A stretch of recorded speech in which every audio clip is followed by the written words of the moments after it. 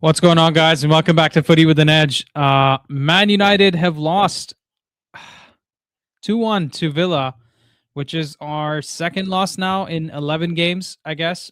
It's just very disappointing game to take, guys. I mean, I wish I had the positivity to bring to you guys, but what can I say? I watched the same game that you guys did, and it just looks like we're a team that doesn't really know how to capitalize on situations where we're actually the better team, right? So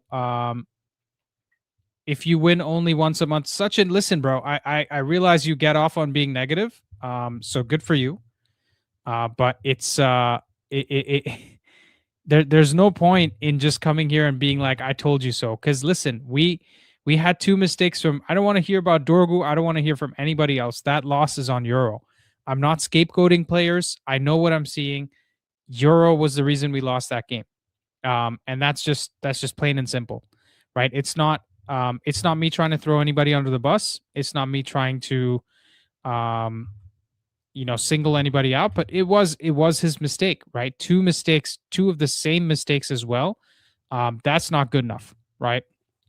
So we got to call a spade and say, listen, this is where we are as a team. This is who we are. And so it's hard to take, man. And this is something we called too. Like Rodgers, they're scoring bangers. Again, they had 1 XG and they won the game because they scored 2 really good goals from the edge of the box. And I really don't know. I really don't know what to say. If you guys want to share your thoughts, come join the studio and we can talk about the game. But in terms of controlling the game, I thought we were a little bit better, right? Because let's be honest, Ugarte was poor on the ball, but he still managed to kind of, do some stuff off the ball as well. Like I didn't really think about Ugarte after the first half, right? So that's a decent sign, I suppose. Not the worst thing in the world. And let me just reset the timer here. There we go. Yeah, the timer should be good. And we have Vic here, who's joined the studio first. Vic, how you doing? I'm good. How are you? I'm good, man. Give us your thoughts on the game. What did you think? Uh, Nothing much to say about the game. It was quite straightforward. 2 goals from 2 moments where letting Yoro just didn't seem to even know how to move. And there was no intensity, nothing in it. He looked lifeless. And credit to Morgan Rogers, had to still put it in the back of the net, did that. And the Yeah. form he is being scoring worldies, did that. But Lenny Yoro, I mean, it was piss poor to be frank, but I'm just hoping things don't take a turn for the worse for him, because they could call for his head right after this game. The explosive reactions to this, and that could just totally destroy someone's confidence. But other than Um. that, yeah, So here's the thing, right? With what I don't appreciate is when someone has a good game or a decent game and they get scapegoated.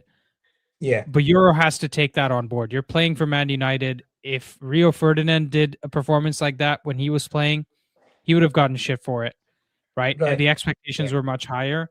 I don't even think it's a case of the expectations being high. It's just a case of him making 2 really bad mistakes.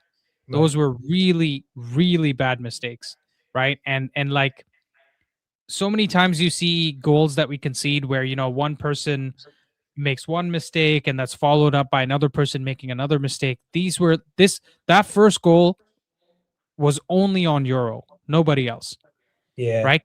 Because Morgan Rogers goes all the way to the byline, like to the touch line, and and then he cuts all the way back to then score, right? Like Euro can't give anybody that much time and space to make something like that happen, and that's just not good enough. yeah. It was totally on Yoro, both goals, especially the first one. I'd say, Vic, let me ask you for your man of the match shout because there's a lot of people waiting. So I'll just I'll yeah. bring you back in later if you're still here. There's not much to it. It's just Morgan Rogers because he finished from a United perspective. From our There's team, nothing as to in, who do you say. think who do you think our best player was? I don't know, man. Okay, Like I'll let you we think didn't about it. even have a chance to show what we can Yeah, do.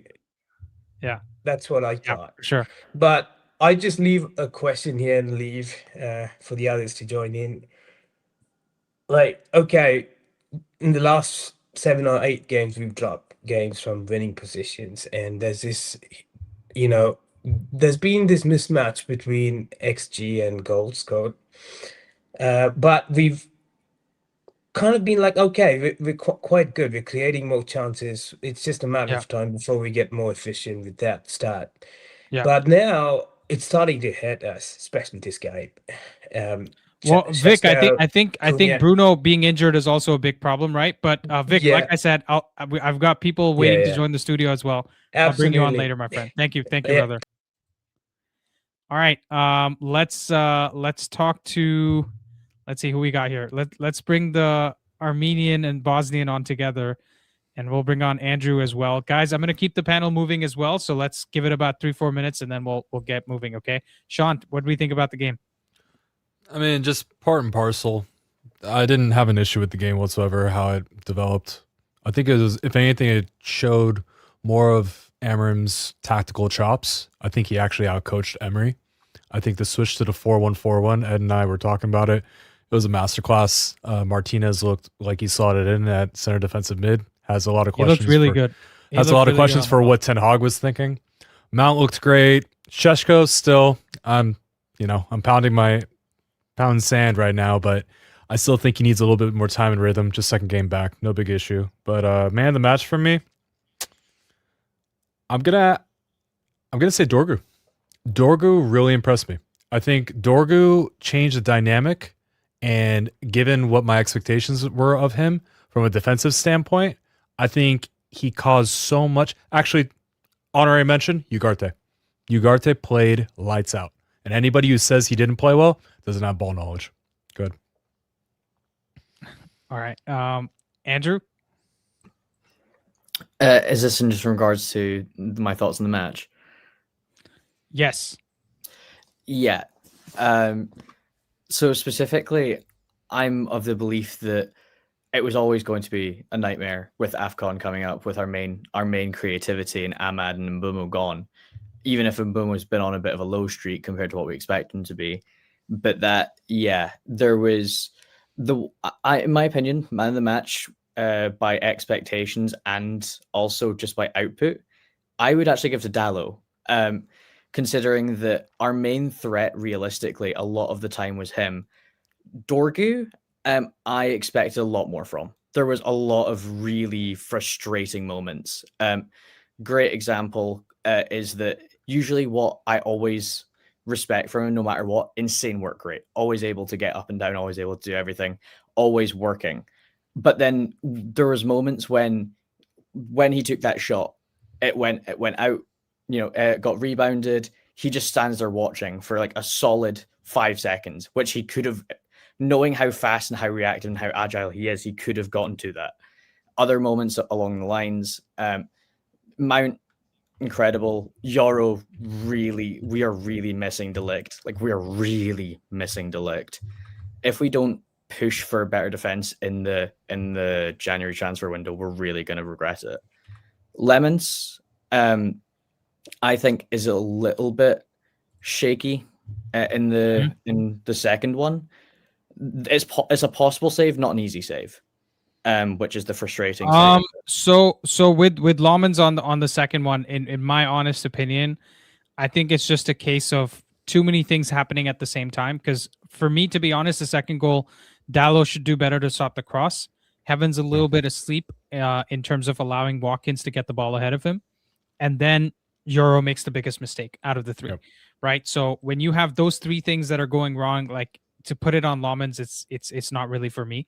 Yeah, But I'm Andrew, not putting it on him. I'm you just saying said, that. yeah, that's fair. That's fair. You said Dallo was your best player. I would actually agree. For me, Dallo was the best player today. He was doing, like, all of my notes are almost around Dallo, right? And Cunha obviously scored a good goal. He got the job done. Dorgu, I would agree, was better than I would have expected, right? Andrew, I think the difference between what you said and what Sean said is where your expectations are. from Dorgu, and you said it yourself too, which is you were expecting more from Dorgu. But Dorgu's been so bad. Let's not forget how bad he's been before this to give us But the he's press. bad, he was bad at the things he's assist. good at, which was my expectation. I wasn't expecting him to float in crosses that are going to be pinpointed. If you watch the game back, I think you will see more good than bad from him. That's my point. Right, based on expectations, because his expectations have been on the floor. Ed, give us your thoughts. Well. Let the suffering begin. Like I said before. If you guys thought Dorgu was bad, the first goal came from Dorgu, our goal. He put in a wonderful cross to Cunha. That could have been the second goal. He was really well. He did really well defensively. The only thing with him, when he hears footsteps behind him, he cannot take touches. He cannot. He's not a footballer, right? Also, by the way, he won 12 duels today, which is the most in the game. Which is what you want at home me, for Aston Villa. For me, he was also the man of the match because that was the only chances we really got were coming from over there. He won the ball high. Even another time we won another duel on the right-hand side in that like area with their fullbacks, which I think we should have been going at Matty Cash a lot more than we were. I don't think we were ever winning this game. Yep. If Bruno stays on, and this is also to the Bruno haters, if Bruno stays on, that's a different game. No, I agree. I agree with that. And I think us, if we're gonna play this formation, it's gonna be terrible. We looked awful. Players looked misplaced, and Shant was right. It was a 4-1-4-1. Because what would happen is, without the ball, we were in a 4-1-4-1 because Licha was right in front of the center backs. When we had the ball, Luke Shaw would go out, Licha would drop in, and we would try to do that overload with the Luke Shaw Dorgu. And a lot of our chances also came Dorgu with Cunha. When we went out there, McGinn would drop into the box, Matty Cash would stay with Dorgu, and Cunha would get that space where he scored a bunch of goals for Wolves. Right on the edge of that box. Unfortunately, they didn't go in today, but they're gonna start going in. But I think we will be suffering for the next 3 weeks easily, especially if we play I'll tell you what. I'll tell you what. Having the natural left footer on the left hand side, actually gave Cunha a bit more space than I usually see from Dallo, because Dorgu wants to go on the overlap and stay on the overlap, not cut inside, and that cutting inside usually takes the space away from Cunha. So in that sense, just from the profile sense, I think Dorgu gives more space to Cunha. And even if you watch Sporting, right, I know he said he wants an inverted wing back on both sides, but the left wing back was always a left footer at Sporting as well, which was, I keep forgetting those guys' names. Araujo and... Araujo is the one I'm thinking about. And Kenda. Maxi Araujo. Yeah. And no, Kenda played on the right, but this guy on the left hand side. Yeah. So, anyways, guys, great shouts. I'll keep the panel moving. Do come back later because we're gonna have a panel chat. This is gonna be a long one. I'll see you guys in a bit. Okay. Cheers, Andy. Cheers, man. Thanks. Best of luck. Right. We'll bring in. Let's see. We got a lot to choose from. We got beanies like Kanya. We got Shri, and we got Marcy here. How you guys doing, man? Let's talk about the game. Give us your thoughts quickly. We'll keep it moving and bring you guys in later if there's more time. Let's start with Kanya. Hi everyone. Let me start with our man of the match, right? And this one actually it surprised me a lot. I think Sean said the same thing. It has to be Dorgu. I would say there's no competition, but looking at how once Bruno went off the pitch, everything looked very disorienting, not only as a player, but I'm thinking as a fan, it was very hard to watch. Not saying the performance was bad, but it was more of a, what exactly am I looking at? I think I got so used to seeing Bruno on the field that taking him off, there's no direct replacement. And especially like the moment I saw Bruno go off, I was like, this is when you come on the pitch, Mainu. Yeah. But then he, of course, with that, but I'm not even going to speak on that. I'd say there was an aerial deficit on our end. I think Aston Villa also made it a point to press in the right moments. So even when Dogu had the duels won, it would always be a McGinn that comes in and slots, or it would be a Cash that comes in and takes that ball. So it's cool to have the duels won, but then it's about retaining the ball and doing something with it. Which, if anything, it's not that I would even blame Dogu on, because a lot of the time there wasn't actually an option to give the ball to. So yeah. I don't even know what to say. Yeah, I don't even know what Okay. to say. that's a good time to move to Shri. Shri, Oh your man, thoughts on the game? you brought up a good point about I wanted to mention that first with Dorgu playing overlapping. That created like a lot of space. And Yeah, I for was like, Cunha, right? Yeah, for Cunha, and he had a good game. He did take like the usual like speculative shots, which is a little bit frustrating with this game. But bro, I feel so let down because like we dominated the game, and Yeah. Ruben like surprised the. Shri, 1 second. Sorry, we got almost 300 people watching, guys. Please drop a like on the stream, and also join Discord if you want to keep the conversation going. We've got a lot of people on Discord, have great conversations there. I'm pretty sure all four of these guys are also on Discord as well. So please join it. We have a great community there. But please continue, Shri. Yeah, sure. Feel a little let down because like we dominated the game, and Amorim like surprised the way we pressed, and putting like Mount and Cunha on Tielemans and Onana, that completely blocked them progressing the ball, and it worked perfectly, and they had like no solutions. Even like after like Bruno went off, that like press scheme worked perfectly. And if like the Cunha's the shot went in the opening like 30 seconds, it would have been like a completely different game. And like we were like dominating the whole game, and then the ball, Yoro obviously makes that mistake, and he still had to score that insane finish, right? Like even without like Dorgu doing or Yoro doing anything, he had to make that insane finish. And bro, to go down like that was like. So here's the thing, right? I haven't shared my thoughts on the game like properly yet either. For me, guys, the performance was pretty good considering the players that we had on the pitch. Let's not forget this is the first game since preseason we haven't had Ahmad or Mbumo in the team, right? And this is the first game where we're the squad depth is really getting exposed, right? Because you take two attackers out of our team, you take Mazraoui out of our team, all of a sudden we don't have anybody on the bench.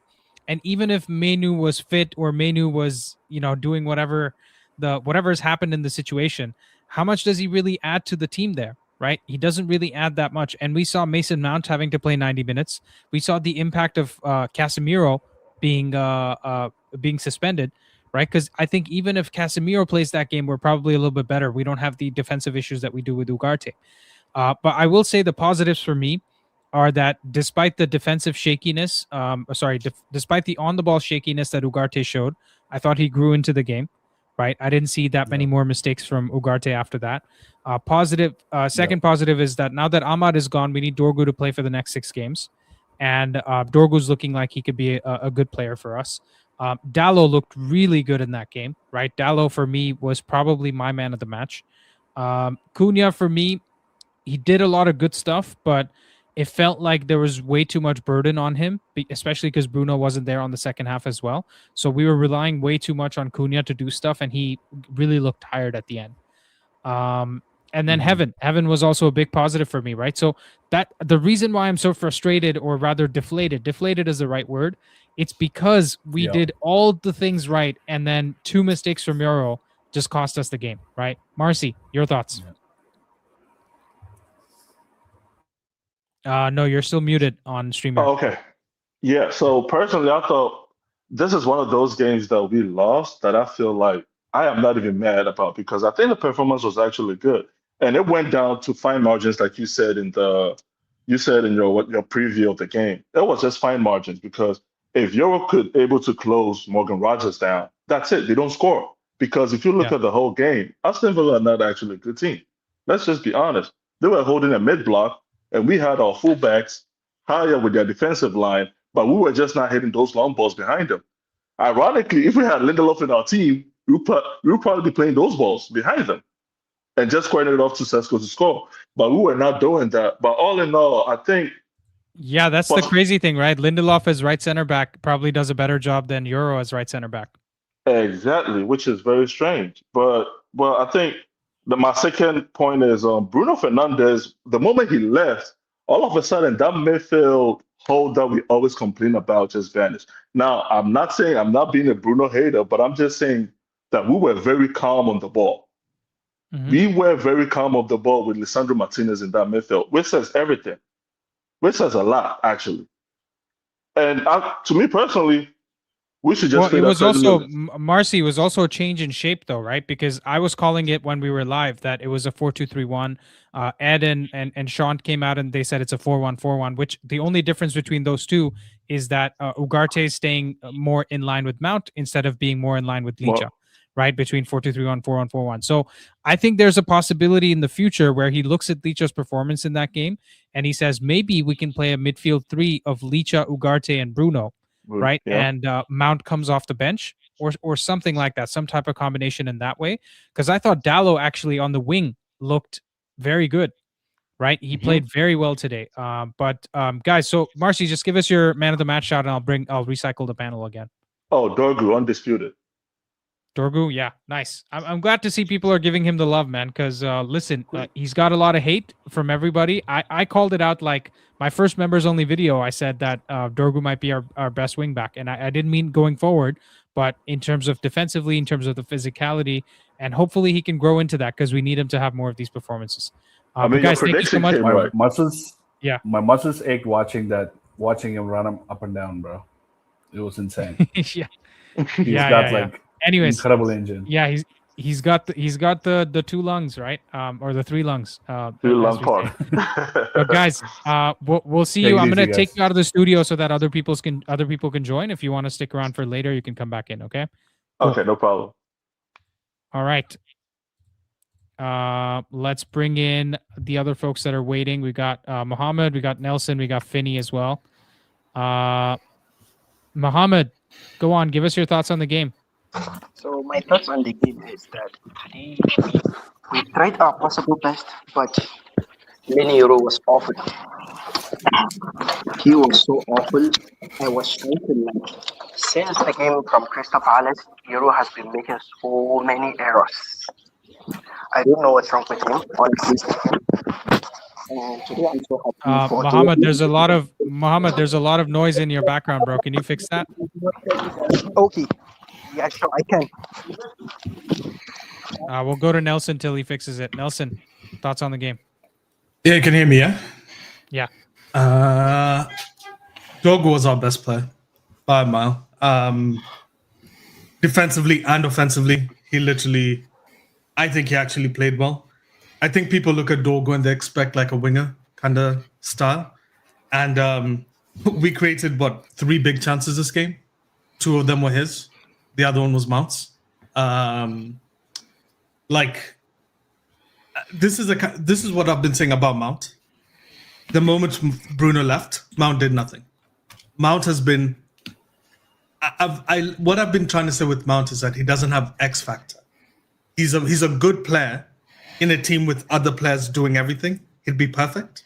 But in the cases where we need more oomph in the game, he was clearly lacking. And let's be honest. But Nelson, nobody can do what Bruno does, right? Like Bruno, I don't even mean nobody's putting at Mount at Bruno's level. No, I don't mean he's an attacker, right? He's technically one of our attacking midfielders. And to me, he lacked everything. I genuinely didn't see anything in this game except that one good cross that Shashko maybe could have tried more, but I don't really blame him. But for me, the biggest issue in this game is it was clear lack of. I actually think Amorim played well. I had the right idea to beat Aston Villa, but if you've watched Aston Villa in the last 5 games, this is how they've won every single time. We can rely, to be honest, 2 worldies.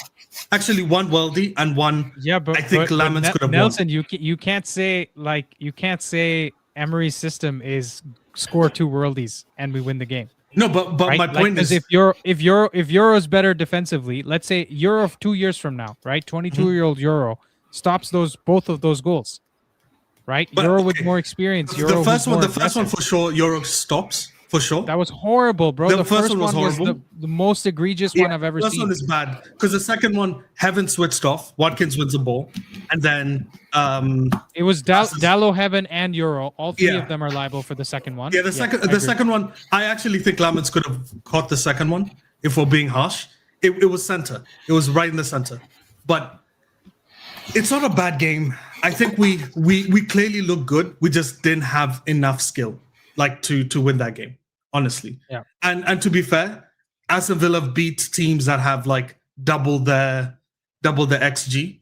I think this was just two bad teams, honestly, playing each other, and one just had a guy who had the X factor in Well, Morgan Morgan Rogers. Rogers is having his Cole Palmer season Yeah, this year, right? For Chelsea, where he's carrying them through games. And unfortunately, we were at the end of that today. But to be fair, like I'll give you another reason for being positive, right? Because I'm deflated. I mean, from the Euro mistakes, I'm very deflated, right? Because we conceded the same goal twice, basically. yeah.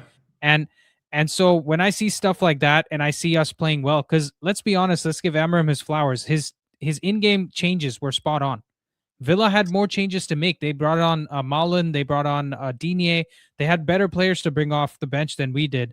But when Bruno went off, the way we used Licha in the midfield, we've never seen that before, right? We played Ugarte and Mount next to each other. That was decent. And on your point on Mount, the only pushback I will give is he was dropping deep a lot more. And I thought he was controlling the game a bit better than we've seen him do before because he was given that role, right? In terms of incisiveness in the final third, I think he faded with the energy because he couldn't last 90 minutes. I don't think they planned to play him 90 minutes. You know why I But disagree, because Andy, Bruno got about the injured. Mount point is Sure. he completed 70% of his passes. He actually completed less passes in his own half. Mount wasn't good. Mount, I'm not kidding. Once you rewatch a game, I think you'll see. Just watch him. I hate watch Mount, and I go in to see he has to prove me wrong, kind of thing. The way I think Ryan watches Dogu is the way I watch Mount. And with Mount to me, I literally saw enough that I went, he didn't do anything. But this isn't like a hate Mount situation. I think this is when you look at all of our players, There's I think more this is expectation on him. Yeah, more exactly. expectation Yeah. on him. If you know fully well that we don't have the right side is weaker, you need to do more. And if Dogu's creating more chances than you, that showcases how poor he was that game, in my opinion. Okay, fair Yeah. enough. Finney, Yes, hello. thoughts on the game? Considering the circumstances, the AFCON, the injuries, wasn't that bad of a game, I thought.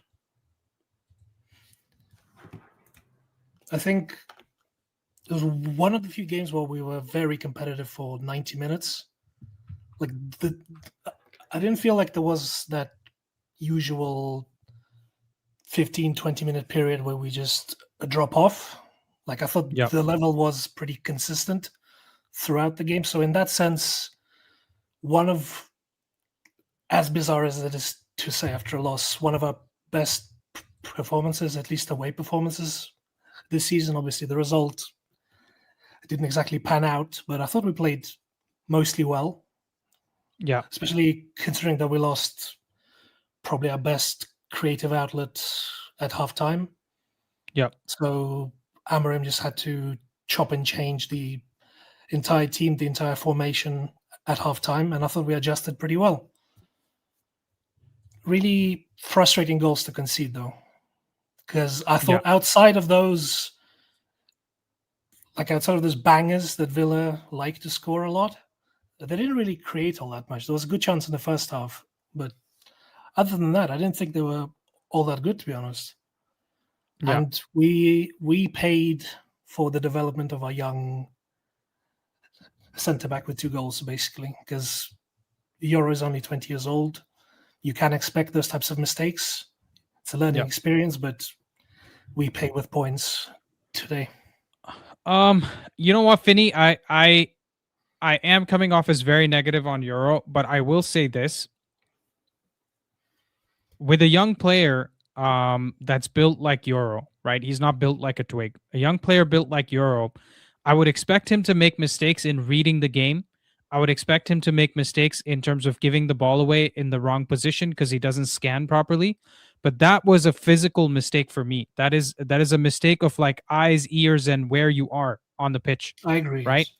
It's not to do with the technical side of the game. It's literally you on a one-on-one defending. That's something you should know from like 12 years onwards, right? In terms of how not to get skinned, where to show everybody. Morgan Rogers is a right-footed player, right? I'm sure he's good with his left foot. You don't let him cut inside like that, I mean, especially when he's it was on the entirely left-hand side obvious touchline. both times what was going to happen before it happened. Exactly.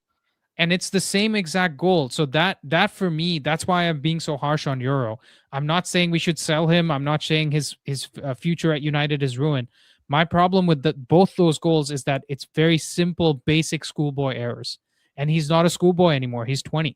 He's not even a teenager. So I think it's okay for us to be critical of somebody that makes dumb mistakes like that Of course. and call it out. Because we tend to do that with Dorgu. We do that with Dallo.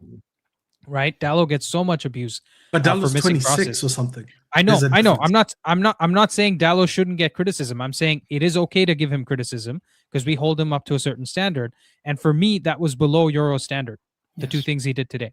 I think it's Right? expected, but it is still frustrating because, Yeah. like you said, it wasn't like a mental mistake. It was you got physically beat. That's pretty much the end of 2 times, and both unfortunately ended up in a goal. Like Yep. maybe if you make Rodgers retake those shots, maybe 9 out of 10 go over the bar or out of play, but they didn't. Yeah. So It's now we're why talking about I'm- Euro. It's why, Finny, I'm not as agree. I don't feel that bad about the Euro mistakes because the first one was literally a worldie. Like I don't think he could do that same shot. Yeah, top bins. No one's Yeah, saying like that. it's insane. The second one, I think, is more egregious onto how. But the Nelson, team it's defended the it. space that he gets Mm. to Yes. get that shot off. My point is that Doku, Sterling, any decent Premier League winger can score that goal, right? Even someone on our team, Mount can score that goal. Kobe Mainu can score that goal, right? And If has. given enough time and space, he has. Kobe Mainu has scored that goal. He scored that goal against Wolves. That wasn't that much different from that one he scored today, right? So that's my problem. Dewsbury Hall scored that goal against Oh, us, yeah, and he guess did. what? It Yeah. was against Euro again. Yeah. Right. Same exact So goal. Fair enough. I'm just saying, like, it's got to be frustrating. Anyways, we have a super chat here from Subtype. He says, sometimes best team does not win the game and individual brilliance does. Today was just one such day. We take the L and move on. Villa were not great. Yeah, absolutely. That's a great I thought summary it was of the game. a pretty positive performance in terms of the development of the team and development of the project. I thought it was a step forward, even though we didn't get any points, obviously. But yeah, I thought game by game, we started to look better, even with losing key players to AFCON and injuries. We still look like there's something developing. Yeah. No, I agree. Especially I compared agree. to I last think I have season more faith. where- I have more faith now going into the next 6 games that at least we're not going to get battered. Against Right, Newcastle? competitive. Yes. And the key word is competitive, which we weren't last season, like in most games. But Nelson, didn't you say if we get more than 6 points in these next 5 games, you would be I'd pretty, be impressed. That's pretty what I happy, said. yeah.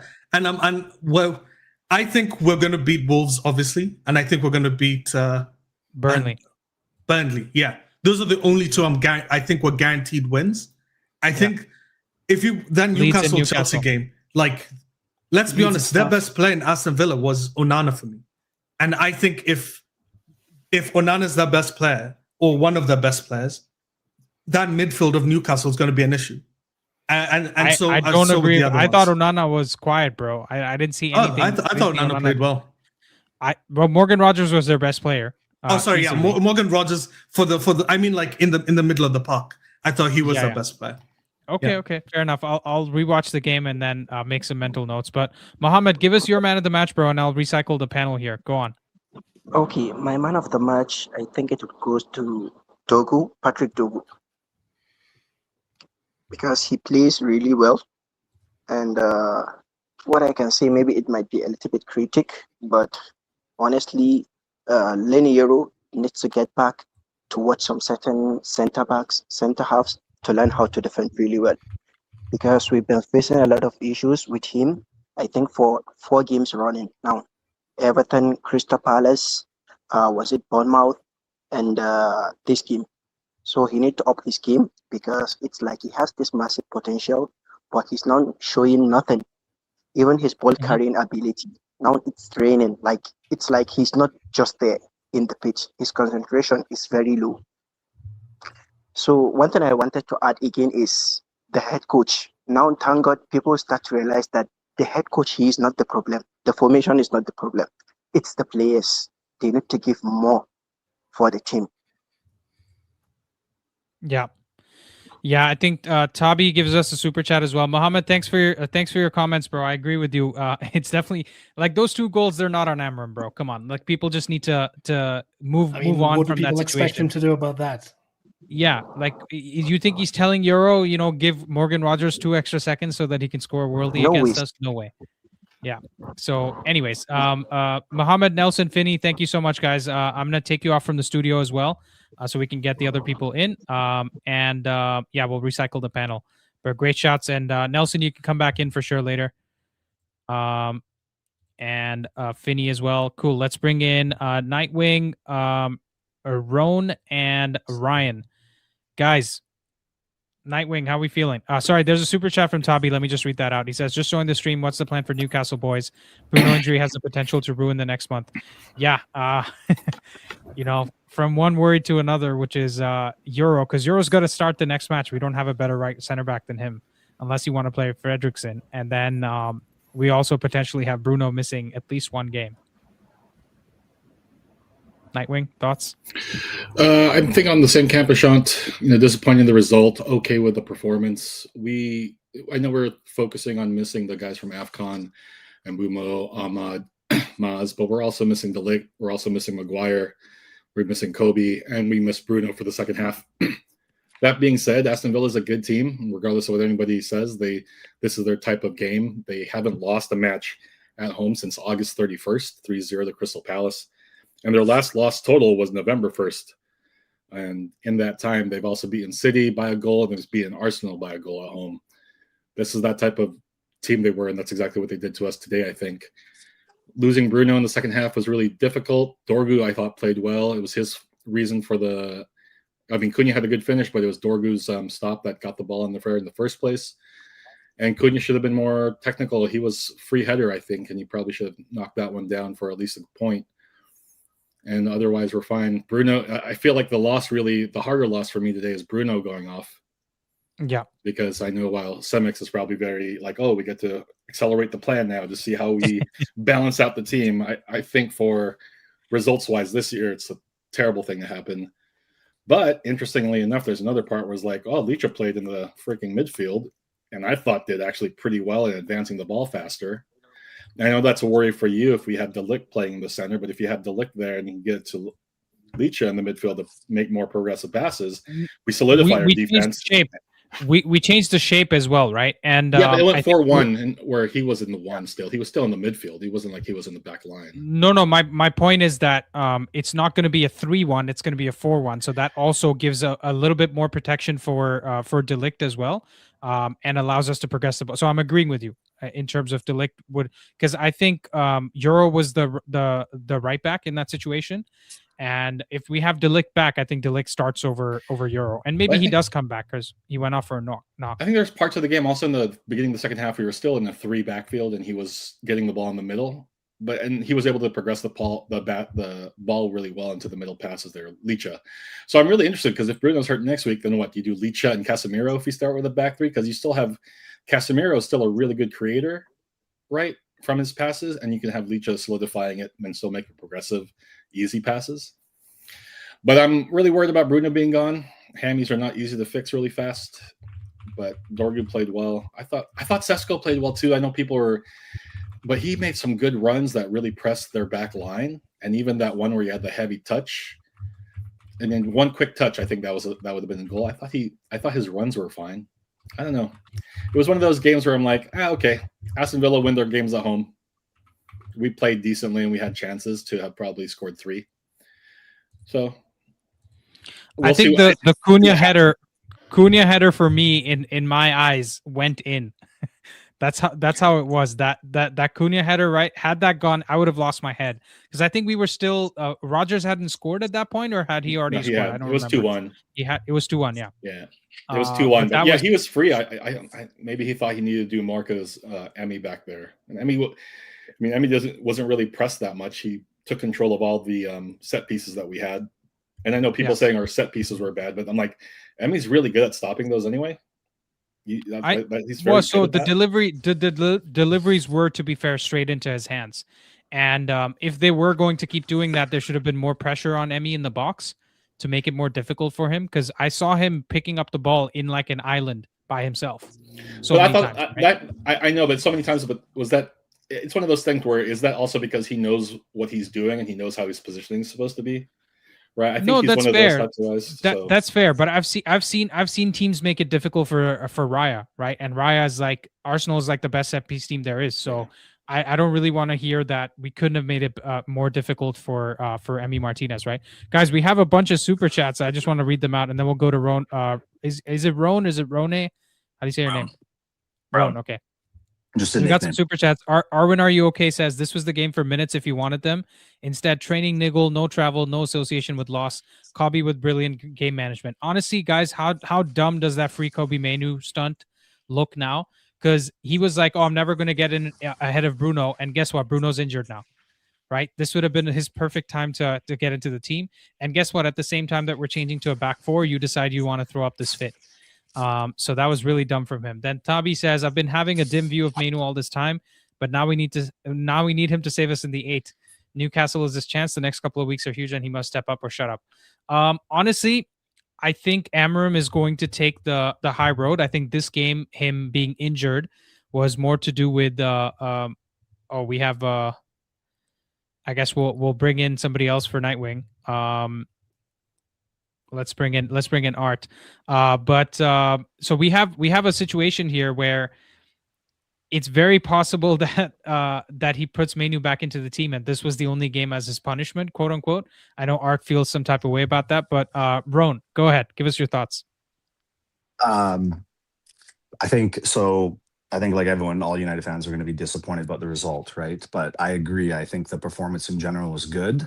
I think the main point I want to stress on is like, we're so obsessed with the shape, and I think the main problem is that we do not understand how a 3-4-3 operates. Like we love to be like, oh, he's played a back four. At no point did we play a back four today, right? A back three operates and is designed to adjust its shape to what the opposition is doing, and at times wide center backs have to shift and defend like fullbacks.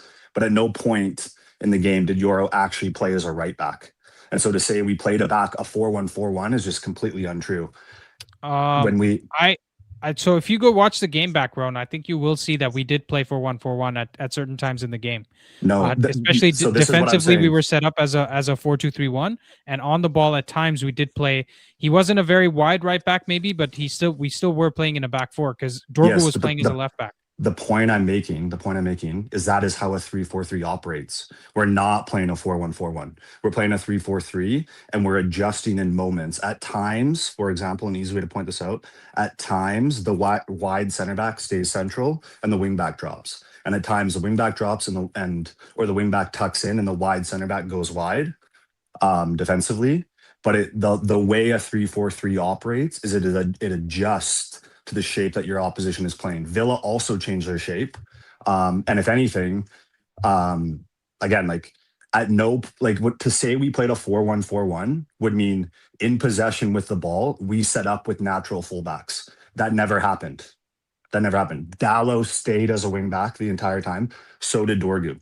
We played a 3-4-3. At times when they play out in goal kicks, they will set up, we'll defend in a 4-2-3-1. And it's very common in a 3-4-3 to defend in a 4-2-3-1 because your two number 10s can defend like left and right mids, and your wing backs can defend as fullbacks, and one of your wide center backs, often Shaw, which like people are starting to learn, jumps into midfield and acts as one of the pivots.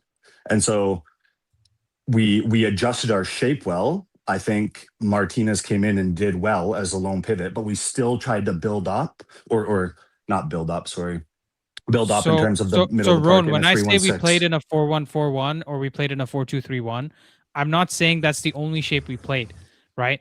But I'm it's saying the at point I'm times we making is it's not a yeah. shape. So It's not a shape. hold on. Let me land on this thing, right?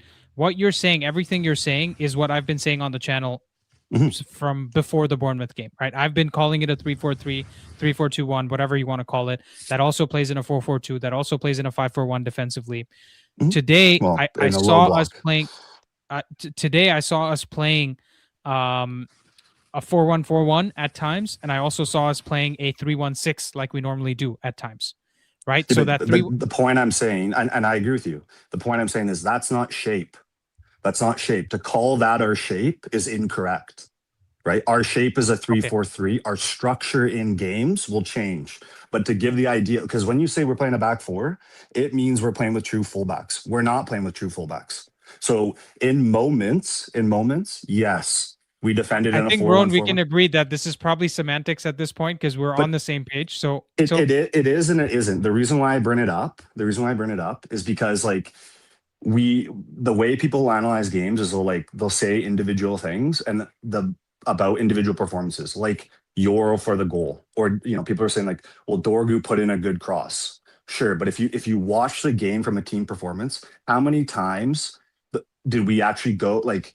Did we get runners in behind off of the number 10s? What Ahmed and Mbumo provide us? No, right? So there was multiple times when Dallo made Dorgu. the runs. Dallo made the runs in behind. on Dallo the made right a side, couple, we and didn't find him.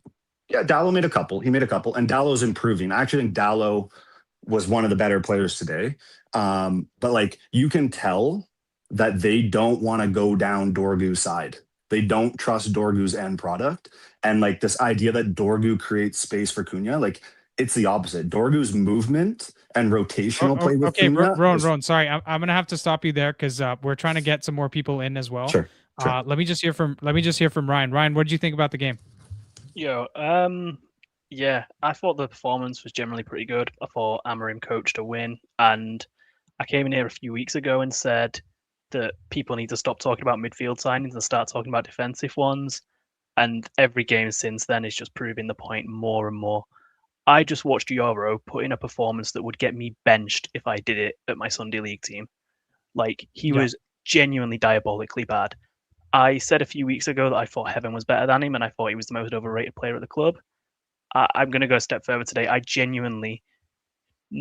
beginning to doubt that there's a player in there because it is basic defensive fundamentals that he is missing. It is the kind of stuff that if you got a League One player into the side, he would do better at. Like, it's effort for one. Like, by the way, sorry, Ryan. Amorim in the presser just said Kobe and Bruno are both out for Newcastle. Oh, okay. Yeah, makes sense. That's going to be a tough one as well. I mean, at least Casemiro's back, right? It's only one match ban for him.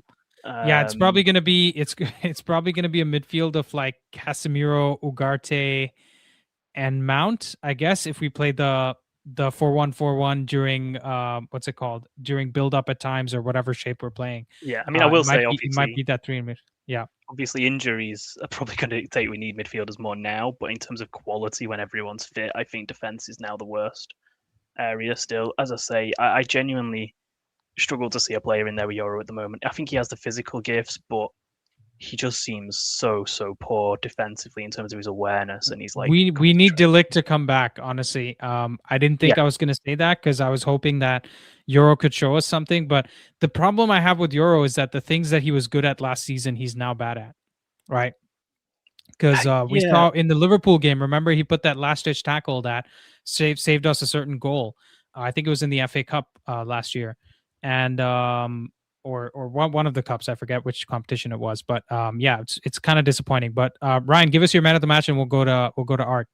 I'd say Dorgu. I think Dorgu had a good game. I'd say it was more of a grinding game rather than a quality game. I don't actually think the quality was quite there from him, but he gave what I consider the most important thing for a player that's going to come in and, like, you know, when they've got to start after not being in for a while, which he gave 120%.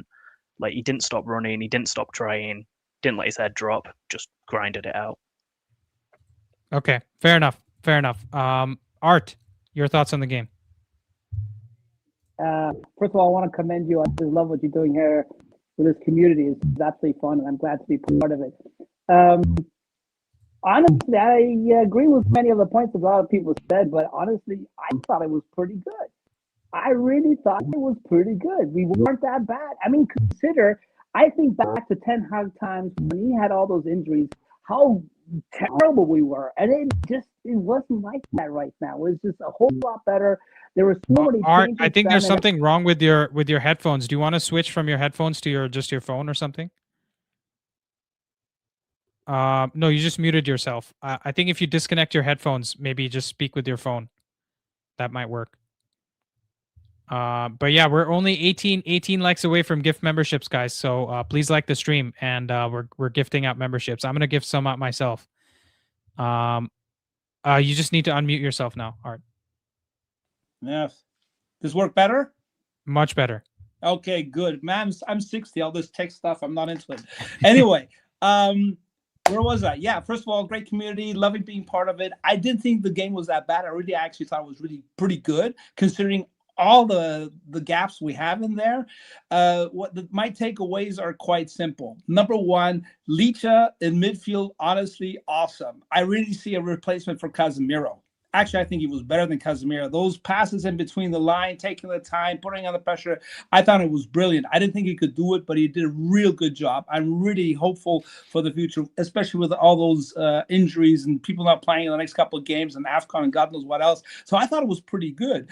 As for Yoro, for that, I didn't see the first half. I only saw the second goal. You know what I was missing? It wasn't the defense. None of these buggers ran back. It was, Yeah. I don't get it. Nobody ran back. Where was Ugarte? Where were all the people sprinting back, helping the defense? They were all watching. That aggravates me. Aston Villa, every time they had 10 people in their penalty area, and we just couldn't crush it. The other thing I noticed, why the hell are we playing a number 9? We don't need one. This was never getting a high ball in there. Nobody passes. It's just pointless. Well, to be fair, we tried in the first half. We tried a lot of balls in behind for Sheshko, and we did put some balls in the box. Oh, okay. Just the set piece delivery today was not very good. Yeah, in general, I think. Who did you think? So you watched the second half, right? Who did you think was your best player for us? Well, I didn't think anybody was really that good. I think everybody was like, out of 10, between around 6, maybe close to 7. But everybody, the whole general team was around a 6. So nobody excelled. And just coming back to Yoro just needs somebody older like a De Ligt on the back, then he excels. But there's ups and downs in life. We just have to accept it. We can't always expect 100%. If you ask me the best player, I actually really like Licha. I think he came in, brought stability, clarity, good passing. He did a lot for the game, and I just thought he was brilliant. So I'm player of the match. I don't think anybody really deserved it. As for Lemons, we really need him to make a worldy save. I mean, he does the basics really well, but on the second goal, I don't know. He should fly in there once, catch that goddamn ball. Like every other goalie managed to catch this or deflect the ball from one of our shots, and we're not capable of doing it once, just one bloody hell time. Art, if you want to be harsh on Lomans, I think De Gea saves that, right? Yeah, I think probably Martinez probably saves that one. Exactly. We need one of those dives where he just touches that ball and puts it across. I'm missing that just once. He does the basics. I'm not complaining. He's also young and everything. I'm really positive actually, because I was scared with AFCON we're gonna be totally screws my French. We're gonna be totally screwed, but we're not. And that actually gives me hope, because I thought the next 5, 8, 10 games, whatever it is during the AFCON, we're gonna be screwed. But I see if there's a light. We could have won this game. Yeah. And this is one thing I want to finish with. If we would look at from the outside, meta perspective, from 50,000 feet, looking down, and you look at the whole league, and you would analyze it, and you would look at which teams would be the most hopeful and would have the most prospectus for the next season. Manchester United would be up there. We're doing pretty good. We are where we are. This is just a process that just needs time, And and the thing with the back three, back four, with what Ron was saying, I totally agree. But what I am actually seeing is that they've become more fluid. Before we were always focused on the three in the back, and oh my God, everybody was complaining. Now it's actually playing four in the back at times. It's a lot more fluid, and I'm liking that game. It's actually progressing the balls in different way. It's giving the other teams more things to think about. So I'm not that critical. I actually thought the second half was pretty damn good. And we just need a little bit more luck on our side because whatever, the second ball, sometimes it bounces to the opponent and everything. And we take a shot and it just barely misses. It's just frustrating sometimes.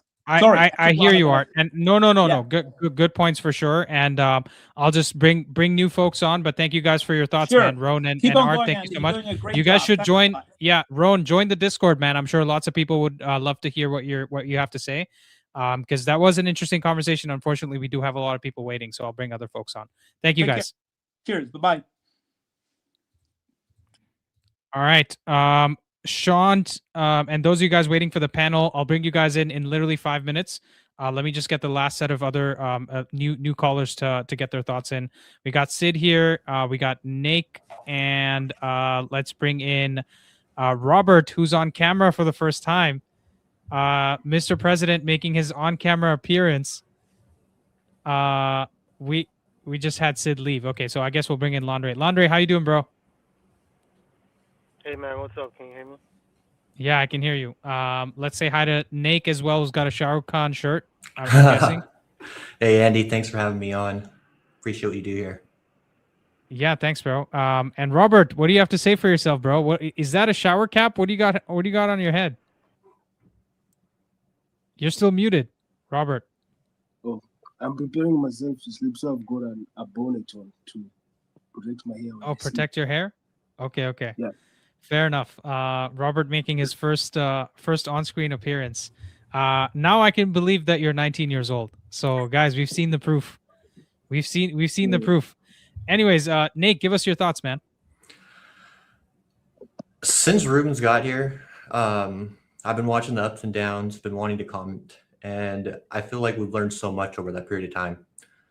We definitely don't lack chances. Since opening week against Arsenal, we look like a team that can create quality chances at a high clip. Mbeumo didn't play today, but my goodness, would love to see him focus 5% more and, put away any of those 15 chances he's had over the last 5 games. And just the delivery and finishes are fractionally off, but we look like a team that is producing just quality chances across the board, and I'm loving it. It's nice to feel that inside your chest in games when your team's performing that way. I have a bunch more thoughts, but I just kind of want to let you guys kind of comment on your thoughts about that, just because it's something that I've been trying to kind of settle inside internally over a long period of time. Yeah. Nick, where are you calling from? I'm calling from California, Bay Area. How about yourself? Nice. I'm in Toronto. Robert here is in Kenya, and Landre is in Texas. Did you say Houston, Landre? Do I have that right? I think I do. Yeah.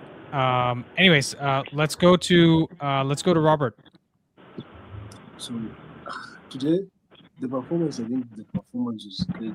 I really don't feel let down because I didn't think we would win in the first place. I also thought the draw was actually optimistic of a result, but I think I can say there's just some progress because the patterns were still there. We were still doing what we expected to do, and the game seemed more controlled. But I think it's because we are not sending the ball out wide to Mbeumo and Ahmad to challenge players. So we kept the ball, and I think Yoro today he's been off for the past 3-4 games, and second goal, Lamens should just save that second goal because I think it's now a fact that he has a problem saving shots with his left hand, because I've not seen him dive to try and save a shot with his left hand. He tried to use his right hand to save that shot, and the shot was in place for him to use his left hand. The same way, like, even if you look at how good Donnarumma is, he has a problem saving shots which go to his weaker side, such that he can't jump with his weaker foot. So I think Lamens also has that issue, but maybe 2-3 years from now, he saves that shot. I won't I say think that. Lawman's issue happens with long shots in general. Shots from the edge of the box or outside the box, he seems to be having an issue because 2 free kicks now, he is not saved, and also the issue with the what's it called the 2 goals today, they were also kind of from the edge of the box, right? He seems to have an issue with those the balls that are like higher in the goal, or taken from far out. So that Also, is I definitely a think concern. his positioning is a little bit off because at times you're like you're supposed to be right now there, position yourself better between the posts. Sometimes also when we are playing the high line, he's so much in his box. Like I expect him to be more proactive, like sometimes, but he's not showing that yet. But I think with time it might improve because then the team is so young. And Fletcher didn't really impress me, even though I've been hearing of people saying they want to see Fletcher on the pitch. My man of the match, maybe Luke Shaw. Luke Shaw was good. Somebody that I just think he was good today.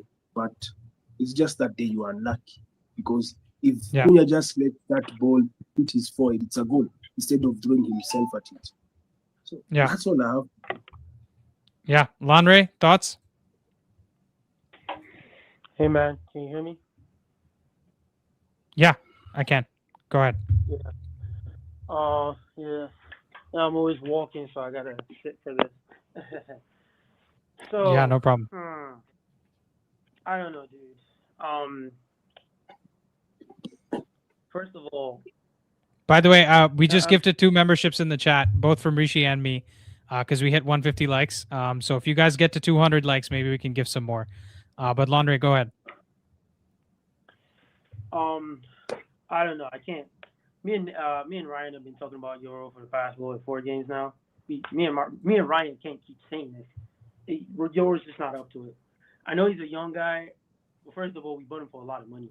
Second of all, we need results. Heaven is not only looking a better defender now, or Yoro has the highest ceiling. Heaven is playing better now. Heaven is just better.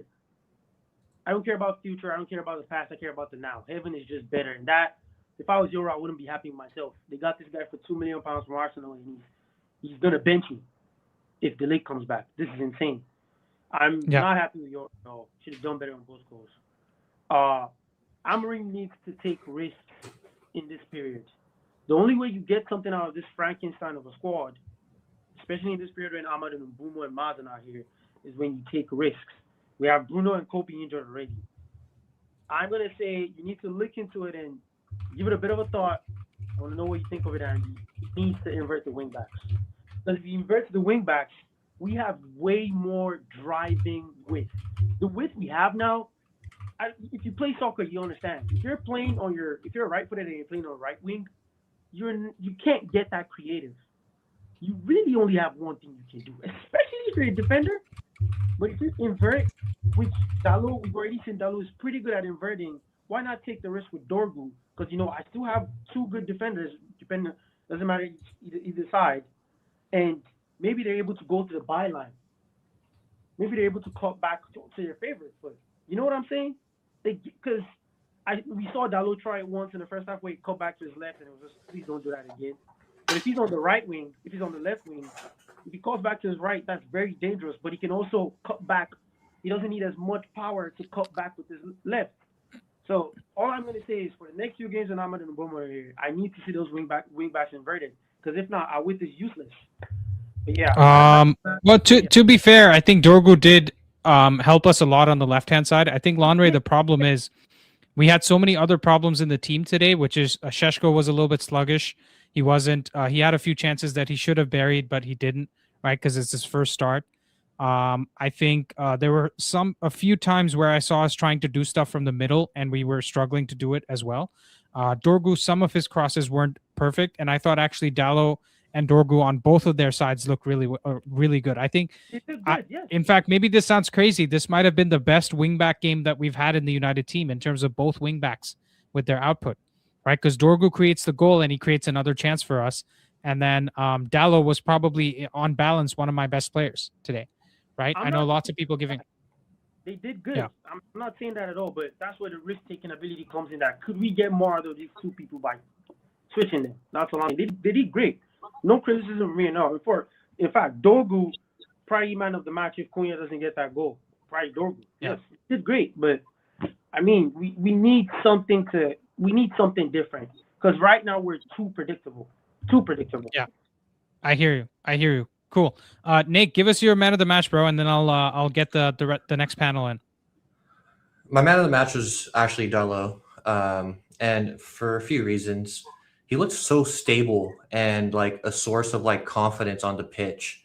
He was a guy that was looking to attack space when he needed to, looking to control tempo when he needed to, and driving the ball up and down those sidelines in a manner that allowed so many of other guys to like put the overlapping runs in and find space.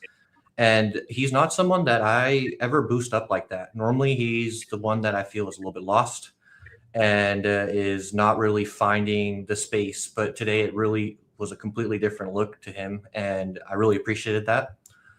And just more than anything, right? Like I feel our team is just having momentary lapses. Everything looks good for so long. And one guy in one spot on the pitch is just 95%, not 105. And I think we get other guys that are, not unable to kind of make up the space from those momentary lapses, and we're getting punished at a high clip as well.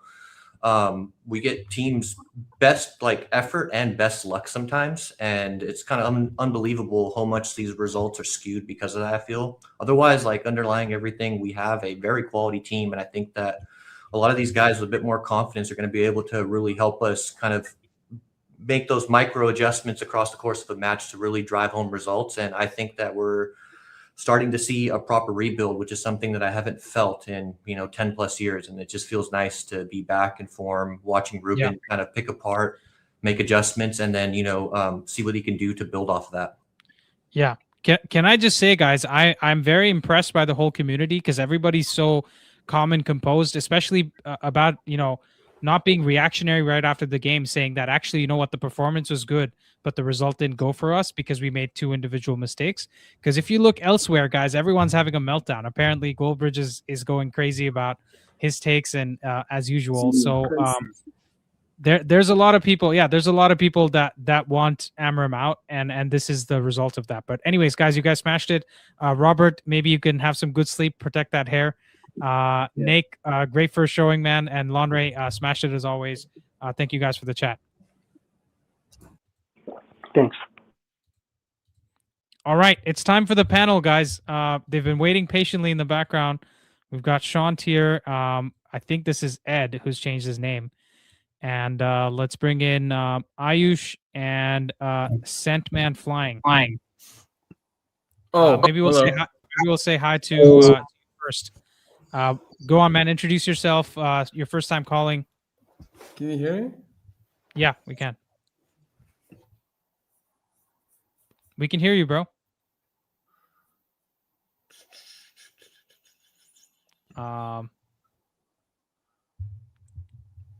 Is he Who's waiting for whom? We're waiting for Scentman Flying to get his bearings straight. But maybe we can just give him another second. Shant, go on. Actually, you guys, Shant, I'll let you cook for a bit. I need to go hit the washroom. BRB. No worries. So yeah, I think first off, I think the panel like throughout had a very, very good perspective on the game. I think everyone was more or less extremely measured with regards to how they expected the game to go prior to all the surrounding noise with regards to Kobe. Is he going to play? Is he not going to play? In match when Bruno obviously got injured, that kind of changed the whole dynamics. But even notwithstanding those difficulties, I think we had a pretty good expression of Amorim's system and changing tactics throughout the game. There was a couple little inflammatory moments that maybe I'll delve in a little bit more on. But Rishi, I want to hear your perspective and thoughts on how the game went and with regards to some of the players that you thought performed really well. And obviously there was some players that had a little bit more of a difficult time coping with some of the unexpected things that happened in the game. I'm just looking at myself in the camera, and I think my hair's finally grown long enough to have as many hair touches as Andrew out there. Hey, look, gotta get those touch in the box. That yoker is a lifestyle. Andrew's hair is actually Hey, good. it's addictive, dude. Sorry. Andrew's hair is actually good. And you don't have any, so you don't get like an opinion on this matter. So No, that's why I know. That's why I know what looks good, because I always desire the best hair. yeah, Andrew, maybe next time you're getting a haircut, maybe there's a lad in India who you could donate it to. One of these days, inshallah. Yeah, what's your opinion, So yeah, Izzy? anyway, Shant. Yeah, I predicted this in the recent Stat Padders episode, and every subsequent live since then. I predicted a 2-1 loss because I knew exactly what we were getting into. Everyone kept saying that Villa are severely overperforming their underlying numbers, they're overperforming their XG and XGA. And they said that at some point it's going to catch up with them. But, like they say, I love this quote: the market can remain irrational for longer than you can remain solvent. You could keep predicting that this is bound to happen, but then there's a way that nature and people will keep surprising you. So, Morgan Rogers, by the way, first goal 0.04 XG, 0.75 X got. Second goal 0.05 xg, 0.48 x got. So the man scored a goal and a quarter out of a point less than a 0.1 xg. That is crazy stuff. Like, he's in the form of his life, right? This is like peak Miguel Almiron in 22. This is Dimitri Payet level at West Ham. That's how I view it. Just a guy playing completely out of his skin. Payet his is on another quality level. is Come way on. better than all those guys put together. Yeah, I mean, there's a reason he's displacing Bellingham in the team. So yeah. So for me, this is the game that we expected, and especially once we lost Bruno in the middle of the park, I think we would have done well to actually level the game up. I think it would have been an extreme overperformance to level the game up.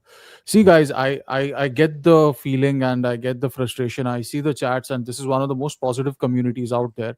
But even within the chat, like, there were some people who were losing their mind, and I get it. It doesn't feel good to lose. But look at the bigger picture, right? We are still seventh. We are like a couple of points behind fifth. I think Liverpool are fifth, and we are seventh. We're 3 points behind them.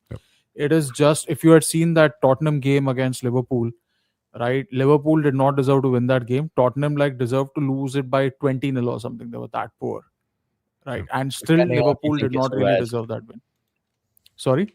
Depending on if you think the Xavi Simons was a red, that's an interesting one as well. It was a clear red, dude. I mean, his entire foot was planted on his ankle, on the back of his ankle, on his Achilles, whatever that tendon is.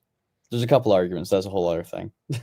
Yeah. Anyway, I think there's a good argument to be made that this was a tough game, even with so many players out. Just to rattle off the number of players we're missing: Mbomo, Ahmad, Delict, Bruno. We're missing Maguire, if you count Maguire as one of the, because he was in the center of the park, right, for a lot of that good winning run, and he's been injured for such a long time. Sheshko's Casemiro been as well. just coming back from injury, right? We were missing Casemiro today. So many players missing, and that actually shows you what a threadbare squad we have. Because, guys, we should not be depending upon a 19-year-old and a 20-year-old centre back pairing and a makeshift left back playing at left centre back. We should not. This is a Frankenstein and a threadbare squad. We got to remember that. And actually, if you deep it, guys, we need like at least 5 players over the summer, and we need another 5 the summer after that. We need at least a couple in the winter. So we need at least like 15 more players to actually challenge for the title. The only players good enough to continue playing on are like 2 or 3 that we had earlier before this season started, and maybe the 3 or 4 that we bought in the summer. Maybe we have 9 good players that we can compete on the back of. We need those other 12 players to come in. So all things considered, I'm okay with the result. I obviously can't say I'm we happy have a because I saw this comment. coming. Top Button says Goldbridge's rant was childish. He dragged in past shit like a woman scorned. What the fuck? Dragged in what? Past stuff from the past like a woman scorned. Oh yeah. Guys, I'm going to be sorry, I'm just one last word, and then I'm You going to finish. go off. Couple of things in the chat, guys. There are, especially when there's a loss, right? There are a lot of angry people who come in, and people say a little bit of hateful stuff. And even if you think it's in jest, guys, this is not the community where we tolerate people referring to someone's color of skin, even if you say it in jest or you say it in a positive way. But the moment you invoke someone's color of skin, dude, there was this guy, Anas, whatever your name is, dude, I gave you 2 or 3 chances, then eventually I had to, like, block you, dude. Come on, that is not cool. We are not Yeah, that say kind of a that right. community. Just want to set down the ground rule. And the second thing is, I think just for me, right, like, I get the fact that we want to look at someone else. And by the way, I was on Goldbridge's stream too, because I wanted to see what the chat is talking about, and a lot of them were having a go at Goldbridge. So it's fine that there's some person out there who's built a community and he's talking, like, spreading all of that negativity. The reason we are here is we want to get away from it, right? So it's just me. I feel that it's best if we don't bring up these things. It's just the way I am. I'm a bit old school that way. So yeah, I'm sorry to be a grandpa here, but There's yeah. also Here's another thing. People in the chat were blaming Amorim. Listen, when your only options are a number 61, you're bringing on somebody that has the number 61 into a Premier League game. You do not have options. Let's not blame Amorim for this. Also, since Bruno left, I think if Bruno stays in the game, he goes a lot more to Dorgu, crossfield passes with his right foot. Licha couldn't do that, left-footed, obviously. I think Licha was good in the sense defensively, but he didn't provide what Bruno provides. And he played as a DM. I don't know, there's a lot of people that seem to be confused about what a DM and a CM are for some reason. But he came in as a DM right in front of the center backs, and he did well, right? But we lost all our attack. When Licha came in, there was no attack. In the first half, we were a lot better going forward. We looked like we could score. In the second half, we didn't look like we could score. It looked lethargic. The players looked lost. Mount looked lost, even though he has a lot more experience than a lot of the other players, right? He looked like he was lost. So even if you have that experience there, it's not going to work out. What he played in the second half, he cannot play against Newcastle. Plain and simple. Yeah, but do you think, Ed? Do you think Bruno instead of Mount in that second half makes a big difference? I mean, no. No, the shape was terrible. Going forward, No, the shape was terrible. I would say it definitely would. Ed, I would think say definitely Mount. would. So I think Bruno has the superpower of him being able to create chances in any shape. You put him in a 2-2-2-2-2, whatever, he'll still create chances, right? Whereas Mount like, from an energy perspective, he faded a lot, and I also think from a creative perspective, he faded a lot. So I think in that shape with Licha in front of him, if we have Bruno and Casemiro, let's say, like, which we might do like 2 games from now, I think that looks a lot better. But I also don't think Licha was his first choice. I don't think that was more of a forced move. Yeah, of course it was. We don't have options. But Mount also played really hard. Yeah, he didn't do the technical stuff correct. He was still there. He was fighting for every ball. He was trying to make things happen. He just is not capable of doing it. Yes. You understand what I mean? I agree, Ed. I agree with you there, Ed, and that's kind of the perspective that I wanted to bring, because I wasn't available. I was driving for, like, I had a 10-hour marathon driving session, and I only caught the last 30 minutes, and that too I was completely jaded, and there were only bits and pieces that I could observe from the game. And the things that really, really stood out for me was, one, without Bruno, the attacking output was way down. 2, our players did not actually give up, even though they had a huge scare in losing Bruno mid-game. And Mason Mount was actually trying to create. He's not at the level of Bruno, but he was trying to create. There was a real initiative from him, from Cunha, from Dorgu, from Shaw to create chances for us to score. The third thing that I really, really noticed was Jack Fletcher and Shea Lacey. They are 2 kids, 18-year-old kids. they came in. The Aston Villa team is a team which has had, I think, this was their 10th win on the bounce, or 10th game unbeaten on the bounce. 10th win And straight. those two did not crumble. For me, that was a good debut, that they did not crumble. They held their own. Ugarte, Licha, and Jack Fletcher in midfield, they held their own. They did not let Morgan Rogers and Yuri Tillemans or Ollie Watkins, for that sake, run riot there. Yeah, we could say that, but they would never play if we didn't have injuries and people gone. Yeah, exactly. I'm Yeah, completely in agreement with you there. There's only so much this pig can be flogged, and we do desperately need players now. And can we talk about how lucky we are that we have one game a week?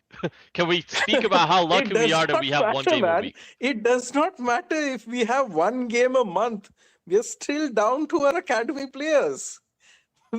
How do you expect to run a Premier League team with academy players frequently needed to fill in the starting positions? No, what you're trying to say, we should have a 30-man roster. I mean, you can't anticipate 7 players being injured and a guy suspended every game.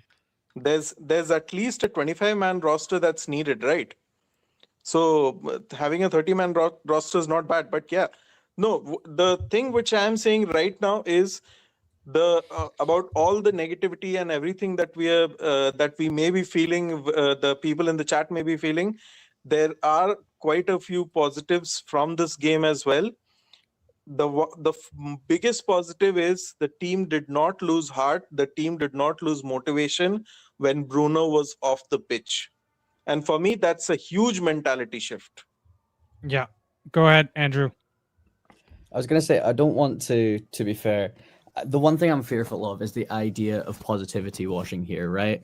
Like, if you watch so obviously you watched the last 30 minutes, the entire thing, I don't know if it was a really wet pitch or whatever, because I don't know the conditions in Birmingham, but there was so much slipping. There was so much like falling off the ball, things like that. We're not Arsenal. We're not Arsenal. We're not going to blame this on the Queen dying. No, I'm just saying this is there's a lot of, you can say positive. Take off your mask. A good game from either side, by the way. Like if you're not aware, this game was god awful. There was quality lacking everywhere. This is at best we're picking up scraps here. This bad performance. We have to. No, but Andrew, here's the thing, right? So bad performance. Maybe this is what you're pointing to. What you expected is better. Is what? No. So in the last 30 minutes, I didn't see where we were creating a chance from.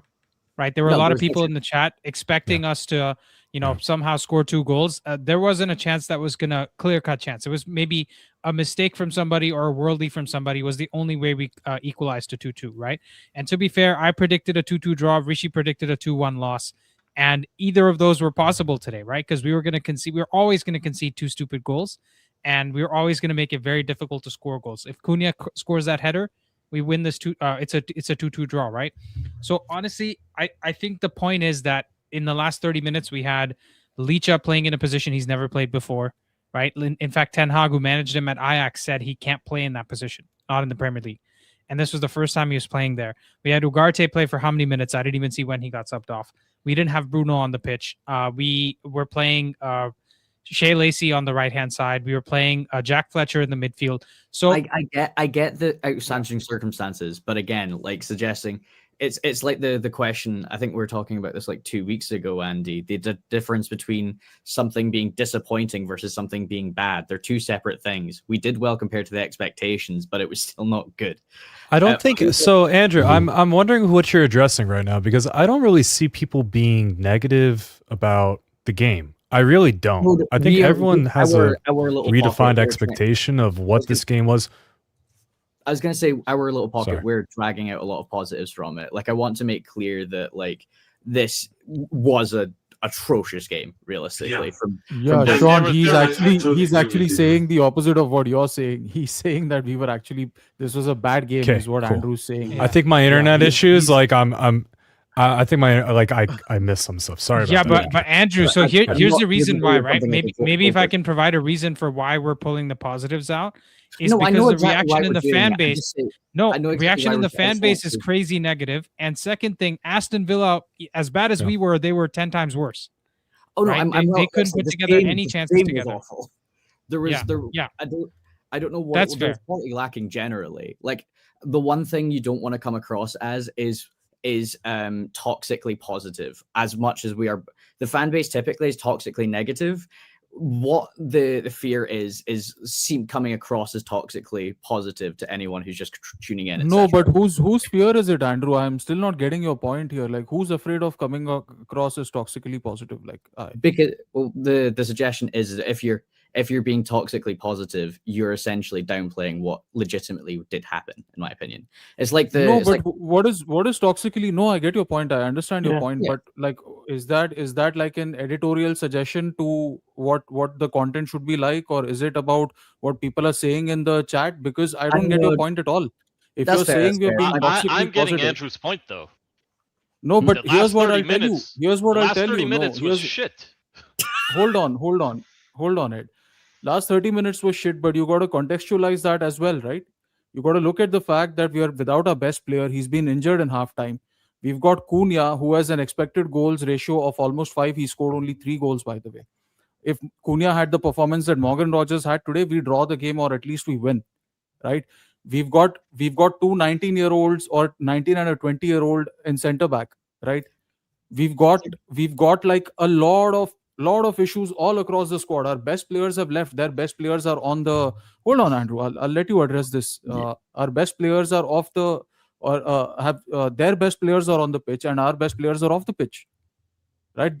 They have Evan Gessand, who's missing from He was one of the AFCON. best players in Ligue 1 last year.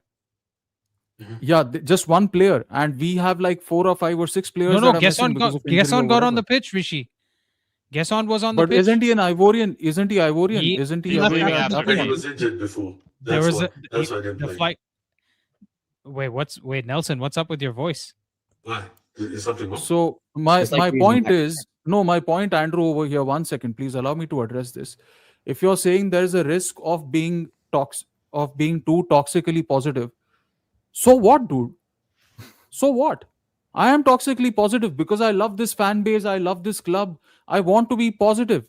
If you're giving a No, but suggestion, if you're giving Rishi, an editorial there's suggestion, there's one thing being toxically positive and seeing only rainbows everywhere, and there's another there's another thing putting things in perspective. And I think exactly. that's what we're I trying think to do. that's We're what trying we're to put doing. things in That's what perspective. I think that's what you're I think also okay. alluding to, I right? think we're also talking past each other and maybe just putting random thoughts out there. To be honest, Yeah. we're just talking to talk.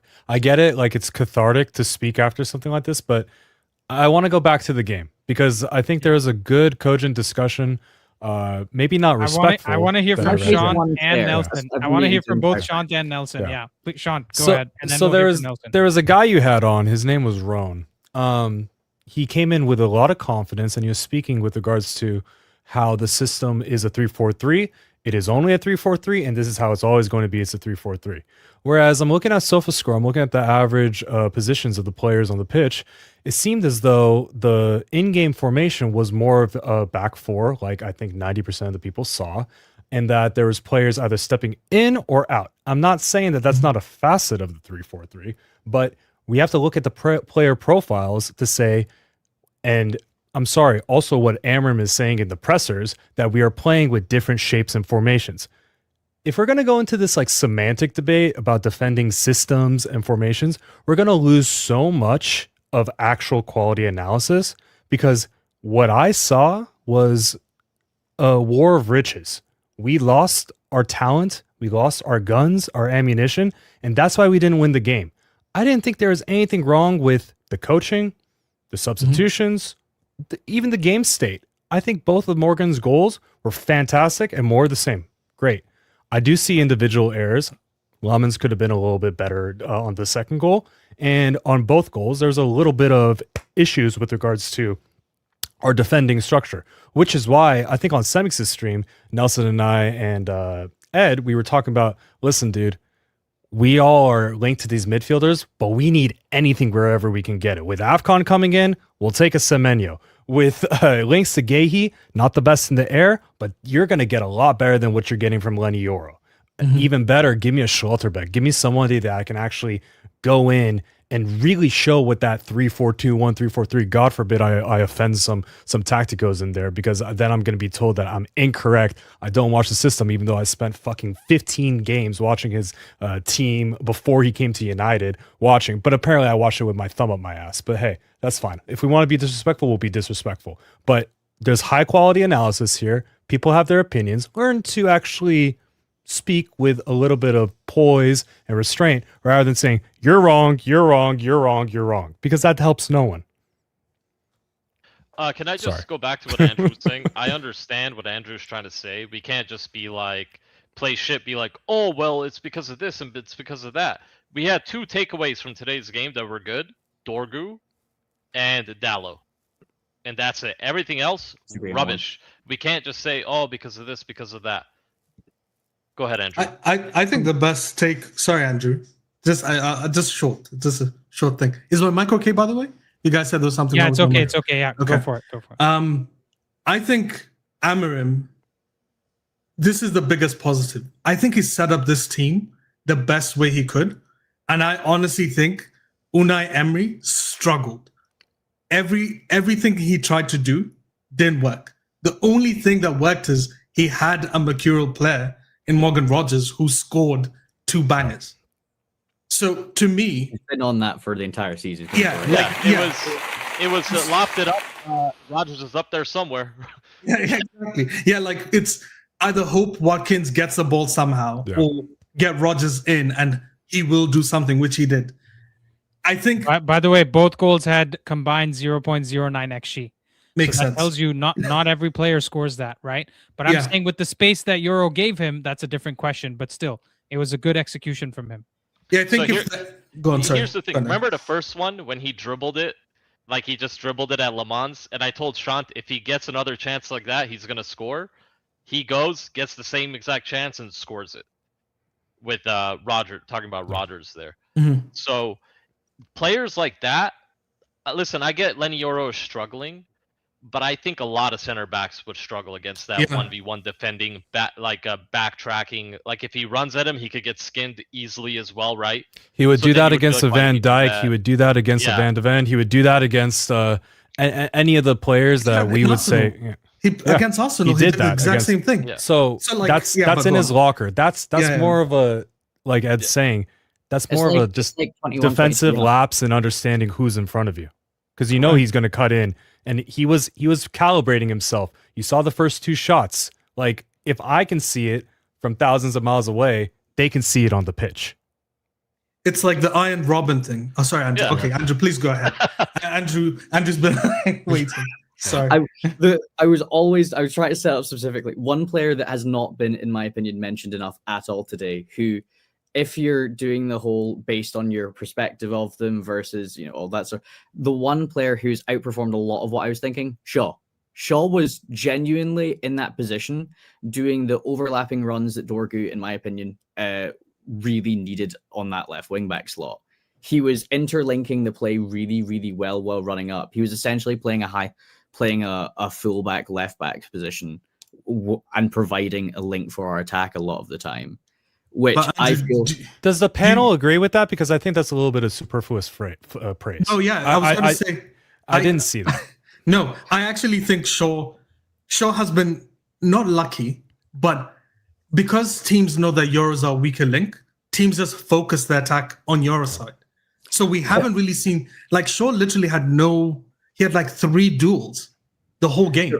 There was a lot. Andrew, can we just let Nelson finish, please? Because I think no. I think I'm actually good. Andrew can go ahead. Yeah. Nelson, Ed's got a hat for you if you want to keep cooking. And he's got a mixing bowl. Because Ernest also said he wants to hear more from you, Nelson. I actually think, to be fair, in terms of value for words, you've been the best panelist today, even more than me. Because what you came out and said in terms of your read for the game is spot on, right? Yep. Which is Amorim, let's be fair, give him his praise. Because when we looked at the Bournemouth game, right? We came on and said that, many people came on and said Iraola outcoached Amorim with his in-game changes. Well, today, guess what? His in-game changes by the way, not that he was prepared for Bruno getting injured. Right. That's rarer than Ronaldo getting injured. You know what I'm saying? Like Ronaldo's missed more games in his career than Bruno has.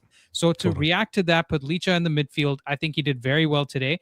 And honestly, he's probably sitting there being like, this wasn't an Everton performance. No. Right? Everton performance was like he didn't get the players up, the international break, whatever you want to call it. We had, maybe our best team as well. This game was like, we're scrapping to stay in the game. We actually played better than them, even with like a freaking broken ass squad. And we still managed to do it. So Nelson, you finish your thoughts, bro. No, I think and maybe that's because whenever I look at certain games, I thought Aston Villa was going to be a hard game, even if we had Ahmad and Bumo. I didn't think it was going to be an easy game because of just how much that low block they have, which is shocking, by the way, due to the fact that Lindelof is so poor. I was so happy. I'm like, I was expecting Lindelof to like play exceptionally well. I saw the same Lindelof we saw when he played for us. Well, Šeško made him look a little bit better than he was. Yeah, at times, because he should have bodied him. He should have skinned him for pace. He wasn't able to do either of those. But don't you think maybe Šeško, it's because of he's just come back from injury? It's fitness. It's fitness. Yeah, absolutely. And also, I think it's confidence between the connections between the players, because I really enjoyed how the attacking crosses were set up, but it was just lacking that little bit of just that little bit of quality at the end, a little bit more of pace.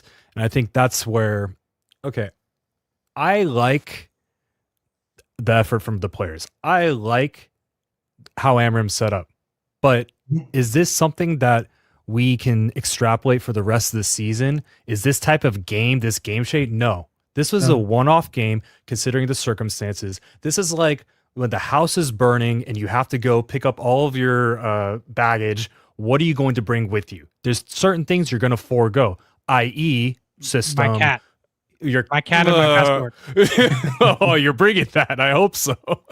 But that's what I'm saying. So there are certain things that how we set up in the first half versus, and even the beginning 15 of the second. Just want to clarify, my wife can run out by herself. So I meant my wife as well. I would obviously prioritize my wife. But Sean, please go ahead. No. So that's the way I viewed this. And I think that is more typical of players and teams that are lower in the table. They have to adjust their formation and adjust their systems to adapt to, basically whatever the weakness is. Whereas a really good system has different methods of attack, different methods of progression, and different profiles of players that can then alter within that. So now, because we're deprived of the profiles that are needed to excel in Amorim's primary preference, that's why we've heard in the pressers, hey, we've been experimenting with 4 at the back. 4 back is going to come. I'm not pulling this out of my head. I've never been a system I believe in the 3-4-2-1. All I'm saying is we just didn't see that as the preferential form in the second half. That's it. And Andrew, do you mind if I go? I apologize. I'm sorry. People are begging for Nelson. More Nelson.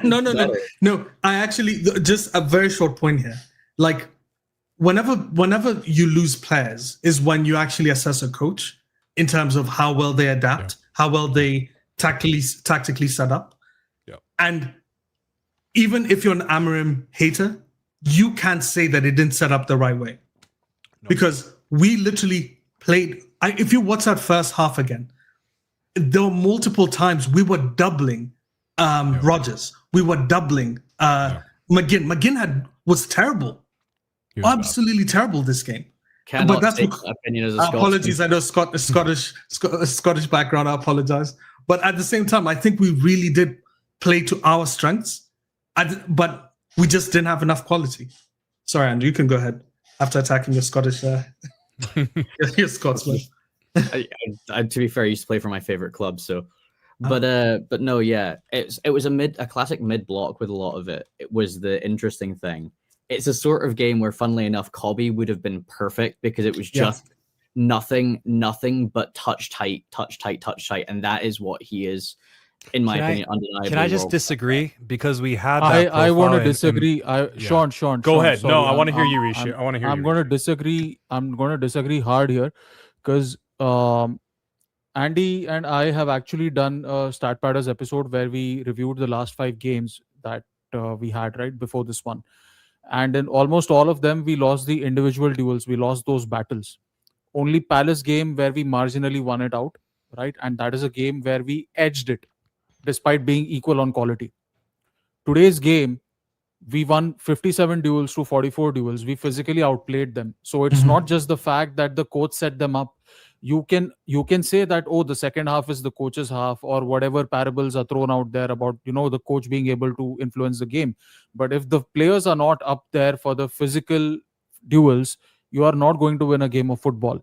Today we did win those individual duels. We won 57 to 44. We won 56% of all the duels. We won more ground duels than them. We won more aerial duels than them. Kobe would not have been effective in this game. He would not have been. He's not a physical player. He can do those Rishi, little one. can I just add to your point? Yeah. Can I just add to your point? Guess who the 3 players that won the most duels were? It was Dalot, Ugarte, Ugarte, and Dorgu. Right. So across our midfield of those 3 players, and then Bruno, while he was on the pitch, he also won 3 out of 4 of his duels. Right. Yeah. So we have a situation where our midfield was actually good today, and I want to see with Licha as well. Let me see Licha. Can we, while you're looking at the Leach and the dynamics, I think the panel needs to start averting their eyes away from the Kobe talk, and we need to start addressing the Ugarte talk, because that's going to be a player that's going to be a fixture during the AFCON. And I think this is I'm getting too triggered at this formation thing, but let me just land on this. So this team, when we look at the midfielders available and the midfielders as a whole in the squad, when you look at Bruno, he's our sole creator midfielder. Okay. That is why last year we saw the vacation to the 3-1-6. That's why we saw Bruno playing more in the final third. We saw it. Even Bruno acknowledged it in the interview with Rio. That is a tactical decision to put him in the most dangerous areas. This isn't just Bruno's total indiscipline. This is the manager. And shout out to Tabi Somfana. Nelson, that's for you. We're going to read that super chat real quick. It says, Nelson rants, literally said that we were set up to fail. Just shows how some sections of the fan base are. Also, Pythagoras and Boots' Twitter analysis is shockingly bad. I mean, I would say Pythag's kind of fallen off of the rocker a little bit recently with his expanded profile. And rants, that's just more of the same. But that's my analysis. Don't take that for gospel. But yeah, back to what I was saying. When we look at the identities of the players that we have in the midfield, what would you guys say classify Casemiro as in terms of, is he a creator? Is he a center mid, or is he more like a sitter anchor? Probably the latter, right? That's the only profile we have in the squad that has that. So when we lose that, and when we have somebody that's a ground covering dual monster, but lacks the poise and finesse to actually demonstrate that he's no Conte. He doesn't have that. He doesn't even have a shot on him. He's just a guy that induces chaos. I think he was perfect for this game. And that's why we saw Aston Villa have no game state control during the first half, and even to that first part of the second half. But Sean, I will say this. This is going to get me a lot of hate, and maybe we'll lose some viewers and likes on the stream. Yeah. But specifically defensively and covering ground, I think Ugarte is one of the best players in the league. Like he would look insane at a West Ham or at a lower like at a Wolves even. Yeah. Ugarte right? He would look very, very good. Guys, yes, this so is lower Ugarte's half best team game. would be amazing. This is Ugarte's best game. He will never have this performance again. If we go in with this team, Ever. I'm telling you guys, against Newcastle, he doesn't do this. No, Newcastle, he's going to get battered. To be honest, it's going to be over. He will be. Guys, hold on. I disagree. A negative football team that is how PSG was, Mbappe and Inshallah. It's Rodgers and Inshallah. Newcastle doesn't play that way. And Ugarte will be exposed. If he plays with Casemiro, we will suffer a lot. Because the shuffling has begun. We lost our whole right side. They need to. I praise him in today's game. Sheshko was suffering today. I praise him in today's game. Yes, but even Nelson could have stepped in there and done that today. No chance. No, have you seen me run? No chance. Guys, brother, you're guys, our hold on, Rube hold on. Nesh. Yeah, The problem with Ugarte he's is our that he prep. ends- He's our prep. Yeah, no. So hold on. I just want to say the Ugarte thing. In the Newcastle game, I think he's going to be super important. I don't know where this is coming from because Against Newcastle, who? very physical team. Hold on. Very physical team, right? Newcastle, very physical team. And if we want any chance of standing up in the duel battle, Ugarte is the guy who helps us get us over the line. Because I agree, Dorgu was super important today, but Ugarte in that midfield is going to be important against Newcastle. And listen, they try to play this season. They don't play their old style of football of Who do just we like line up in the playing on midfield though, counterattack. Andy? Because now with Bruno out, we're just Casemiro like, and Ugarte. Casemiro and Ugarte. That's going to be the midfield. Realistically, Who else are you're you going to really- play, bro? Who else are You're you going to play? really, really hoping that you get down the wings if you. Yeah, end up- exactly. That's why Casemiro's going to have to play the is getting a Bruno red role card. because Ugarte is getting a red card. Yeah. Yeah. No, because it's also the skill that all three of those guys possess. Like Tonali, and Bruno Guimaraes are just the worst kind of midfielders Ugarte hates to face. Because every time he's going to go in for a tackle, they'll be expecting it. We're going to get carded early. If you rewatch the game, and I agree with Ed here, this was Ugarte's best game. But go watch the first, I think, 10 minutes. There's a point Ugarte just went off and started chasing the ball on the right wing. And the whole time I'm wondering, holy crap, we don't have Casemiro behind. Are they going to play through us? I'm They just going didn't to have make a ball. shout. He's though. not going to have the sharpness that you would expect from the others who have been starting week in, week out. Mhm. Who? Right. But He's you still wouldn't training. do What are that we against talking about? He's Newcastle. still training every day. Who won't have the sharpness?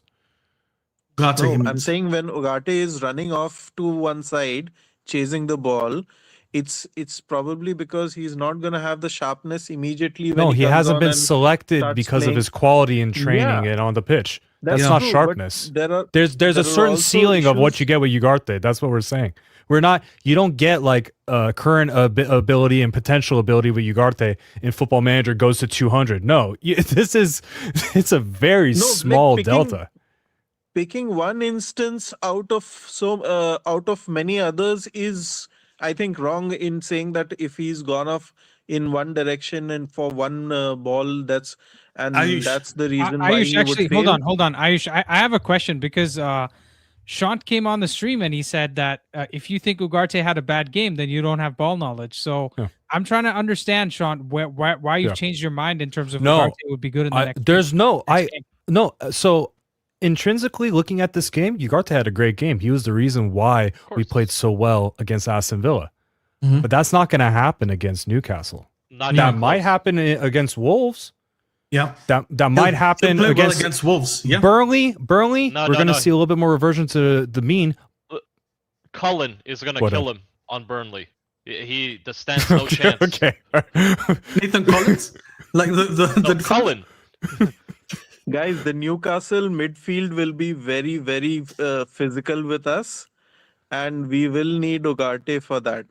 Yeah, but no. There's no So other Newcastle's person, midfield there has in the more. midfield. Newcastle's midfield is way more technically in control with Tonali and Guimaraes. They're going to be running ravage around us, and then they're going to be able to ping the ball out wide into those corners with Gordon, and then going. Voltemade is proving himself to be a better signing than Isak. Like this is. I was more scared for Newcastle than I was for this game. I'm just going to put that out there. Me too. I think Newcastle, if you're looking at just their results, they look poor. But if you actually watch them, Gordon's having one of the worst seasons I think I've seen of him, and he's still good.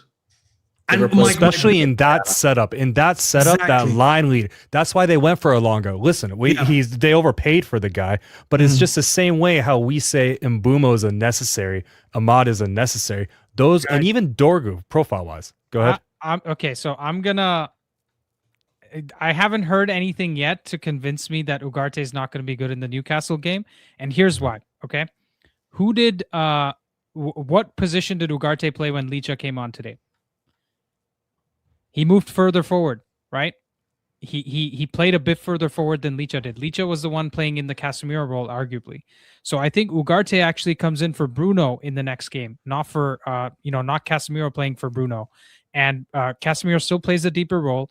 And I think Ugarte actually, he does have a decent dribble on him, but he can carry the ball forward. That was something that he used to do well at Sporting as well. And I actually think for this specific game, when I see Ugarte having a good game, it's usually against small technical midfielders that have trouble, that have the really small turning circles, and he gets skinned around, right? Whereas Bruno and Tonali and Joe Linton specifically, those guys are more of the bulldozers, more of the physical monsters, and in physical battles he does well. That's why I think it's going to happen. But Robert says Joe Linton's out, by the way. Okay, but that's good news. So here are my two barometers for how we're going to do in the Newcastle game: aerial duels and duels. If Newcastle don't win that, then either Sandro and Bruno miss the bus, or they've done the body switch with Ugarte if Ugarte's playing. I think the only way we control that midfield is Licha comes in for Ugarte and you have Casemiro. I think what I saw from Licha was a ton more positional discipline, ton more progression, and especially in a game where you need to have better passing progression in order to expand. Sean, I have a counter for you. We are assuming that we're going to have more of the ball. I think with the issues that we have, we're going to play somewhat like the Brighton game where we were counter-pressing them. Newcastle like to play with the ball a lot more this season. Yeah, I have a feeling that we're going to have so that's my. So I've not looked at the underlying for Newcastle and how they play. I just looked at more so how their team profile is. To me, it would be more set up for counter. Get the ball. That's why they're struggling this season. Yeah, that's why they're struggling this season. Yeah, and they play with Guimaraes, Tonali, and I think Jacob Ramsey. Jacob Ramsey was poor the last game. Jacob Ramsey is right winger. Yeah. Joe Linton is the. I mean, he's a midfielder who plays out wide. So Murphy's the right winger. Yeah. Who's Jacob Ramsey then? Guys, anyways, we can talk about the next game in the next streams that we have this week. I have been live for 4.5 hours now, so we're gonna stop it here. But awesome stream, guys! Great contributions from everybody. I think Ron is waiting in the background. He wanted to come on, but unfortunately, my energy is fully depleted. I'm a little bit like Bruno in the Liverpool game, so we gotta go. But guys, you guys all smashed it. Thank you so much. We're live every day at 1 p.m. ET or 6 p.m. UK. So please do join the stream. If you're still here, join the Discord.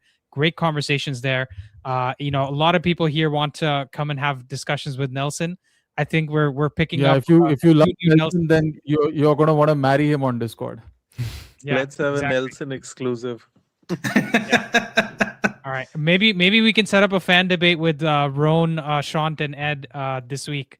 You'll get demonetized though. I don't know if that guy knows decorum if it hit him in the face. Oh my god! Off the top rope, dude.